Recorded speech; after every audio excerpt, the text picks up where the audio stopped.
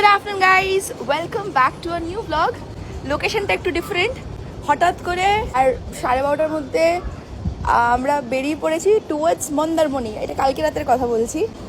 আজকে আমরা পৌঁছেছি হচ্ছে সকাল 9টা 7টার মধ্যে পৌঁছে গেছিলাম, বাট পুরো দীঘা, মন্দারমণি, তাজপুর ঘুরে ঘুরে 2 ঘন্টা চারিদিক যাতায়াত করেও আমরা কোথাও রুম পাইনি। এটা হচ্ছে শঙ্করপুর হোটেল নেস্ট। শঙ্করপুরে বেশ পুরনো, আমি অনেক বছর ধরে নাম শুনেছি, অ্যাডও দেখেছি।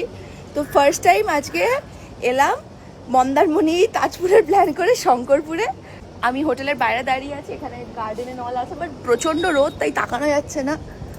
তো এখন লাঞ্চ টাইম, লাঞ্চ করে দেন ইচ্ছে তো আছে সুইমিং পুলে নামার, বাট গরমের জন্য বুঝতে পারছি না কি করব। এটা হচ্ছে হোটেল নেস্টের টেরেস এরিয়াটা। সামনে তোমরা দেখতে পাবে অনেক দোলনা, মানে বাচ্চাদের প্লে গ্রাউন্ড করা। দীঘা, মন্দারমণি সব জায়গায় এসেছি, শঙ্করপুরে আমি ফার্স্ট টাইম এলাম। অনেকদিন ধরেই মনটা কেমন ঘুরু ঘুরু করছিল, তবে পুরো দীঘা অঞ্চলে যে এতটা ভিড় থাকবে, এত লোক থাকবে, সব হোটেল বুক থাকবে, সেটা তো বুঝতেই পারিনি। আমাদের প্ল্যান ছিল তাজপুরে থাকবো, কিন্তু এবার হয়তো কপালেই ছিল শঙ্করপুর। আগে একটু পেট পুজো করে নি, তারপর আশেপাশটা ঘুরে দেখবো।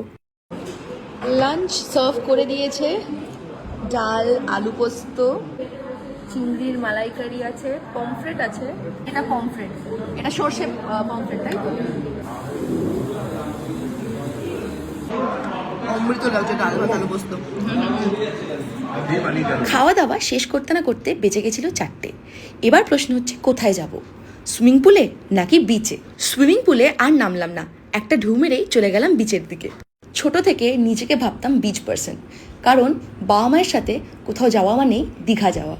সমুদ্রে অনেক স্নান করতাম, তবে বড় হওয়ার পরে বুঝলাম I am not at all a beach person. আমার তো মনে হয় কেউ যদি আমাকে একদিনের জন্যেও পাহাড় নিয়ে যায়, আমি বোধহয় আরও বেশি এক্সাইটেড হব। যেমন পাহাড় মানেই ম্যাগি, মোমো, বিচের ধারে গিয়ে বসা মানেই একটু কাঁকড়া খাবো না, সি ফুড খাবো না, তা কি হয়?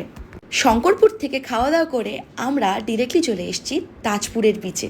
এখানে প্রায় 6-7টা মতো শ্যাক করা, যেখানে সবাই বসে আড্ডা মারছে, খাওয়া দাওয়া করছে অ্যান্ড বিচে ফুটবল খেলছে। ব্যাস, এই ছিল একটা ছোট্ট করে শঙ্করপুরের ট্রিপ।